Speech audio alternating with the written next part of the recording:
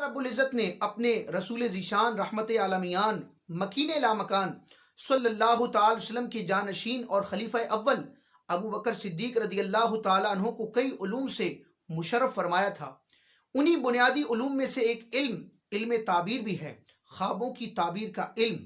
نبی کریم صلی اللہ تعالی وسلم کی بھی عادت مبارکہ تھی کہ آپ عموماً صبح کی نماز کے بعد اپنے صحابہ کرام کے درمیان جلوہ فرما ہوتے۔ اگر سرکار علیہ السلام نے رات کوئی خواب دیکھا ہوتا تو اس کو صحابہ کرام کے سامنے بیان فرما کر اس کی تعبیر بھی ارشاد فرماتے، اور صحابہ کرام میں سے اگر کسی نے رات خواب دیکھا ہوتا تو وہ بارگاہ رسالت میں اپنا خواب عرض کرتے، اور نبی پاک صلی اللہ تعالی وسلم رب تبارک و تعالیٰ کے دیے ہوئے علم سے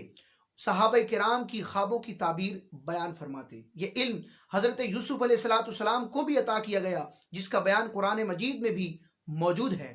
اللہ تبارک و تعالیٰ نے سیدنا صدیق اکبر رضی اللہ تعالیٰ عنہ کو بھی یہ کمال عطا فرمایا تھا کہ آپ خوابوں کی تعبیر بیان فرماتے تھے۔ اس علم کے بہت بڑے امام، جن کو اس علم کا بانی اور اس علم کا امام سمجھا جاتا ہے، سیدنا امام محمد بن سیرین رحمۃ اللہ تعالیٰ علیہ، جو کہ تابعی بزرگ ہیں، بہت بڑے محدث بھی ہیں۔ آپ رحمۃ اللہ تعالیٰ علیہ حضرت سیدنا صدیق اکبر رضی اللہ تعالیٰ عنہ کی شان بیان کرتے ہیں، جس کو امام شمس الدین ذہبی رحمۃ اللہ تعالیٰ علیہ اپنی کتاب سیر اعلام النبلاء میں نقل کرتے ہیں، اور علامہ جلال الدین سیوطی شافعی رحمۃ اللہ تعالیٰ علیہ اپنی کتاب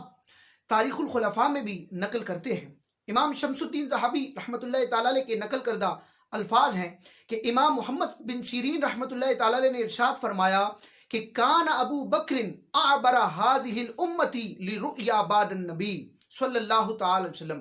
کہ حضرت سیدنا ابو بکر صدیق رضی اللہ تعالی عنہ نبی کریم رؤوف الرحیم صلی اللہ تعالی وسلم کے بعد اس امت میں سب سے بڑے علم تعبیر کا علم رکھنے والے تھے۔ اور آپ کی شان علامہ سیوطی نے یہ بیان کی کہ سرکار صلی اللہ تعالی وسلم کی ظاہری حیات طیبہ میں بھی